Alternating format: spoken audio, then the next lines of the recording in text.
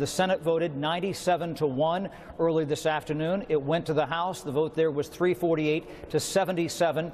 You need a 2/3 vote in both bodies, and they were well above that threshold in both bodies here. President Obama argued this decision to override could be dangerous. This is it's a dangerous precedent, and it's an example of why sometimes you have to do what's hard. And frankly, I wish Congress here had done what's hard. I didn't expect it, because voting, if you're perceived as voting against 9/11 families right before an election, not surprisingly, that's a hard vote for people to take. But it would have been the right thing to do.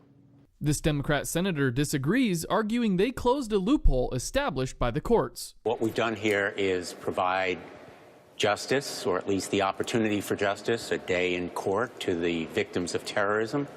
And we've closed a loophole that was opened by the courts, not by Congress, in a decision made by the Second Circuit Court of Appeals that said, in effect, that foreign state sponsors of terrorism can aid and abet killing Americans in this country as long as they do it outside our borders. And I think that kind of loophole should be closed. I've read the court decisions, I've read the bill. I'm satisfied it's the right thing to do.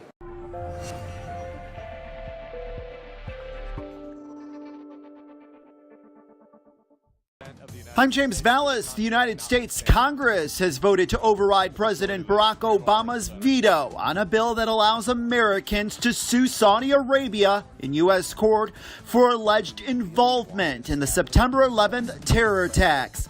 The bill now becomes law.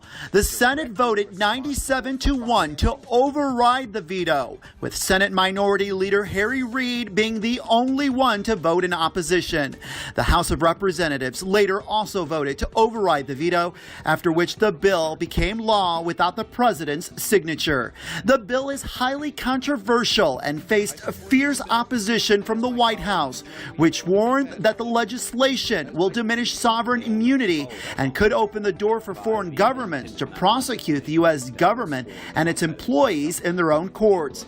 CIA Director John Brennan, speaking earlier on Wednesday before Congress voted to override the veto, said he sympathizes with the families of 9/11 victims in their pursuit for justice, but warned that the Justice Against Sponsors of Terrorism Act will have grave consequences for U.S. national security. Speculation that Saudi Arabia bears some responsibility for the 9/11 attacks has lingered for years over allegations that the kingdom helped finance al-Qaeda and allowed the group to flourish.